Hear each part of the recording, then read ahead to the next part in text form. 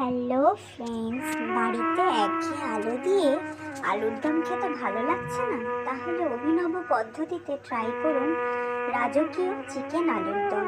তার জন্য টুকরো টুকরো করে আলুর দমের যেরকম সাইজের আলু কাটে সেরকম কেটে নেবেন। আর নেবেন ছোট্ট ছোট্ট টুকরো করে রাখা চিকেন। তার সাথে ভিডিওর পদ্ধতি দেখে খুব সহজেই তৈরি করে নিন আলুর দম চিকেন। খেতেও সুন্দর, দেখতেও সুন্দর, স্বাদেও সুন্দর, ভাতেও ভালো লাগবে, পরোটাতেও ভালো লাগবে, রুটিতেও ভালো লাগবে। বাড়িতে কিন্তু অবশ্যই ট্রাই করবে এবং আমাকে কমেন্ট করে জানাবে। Tata, by.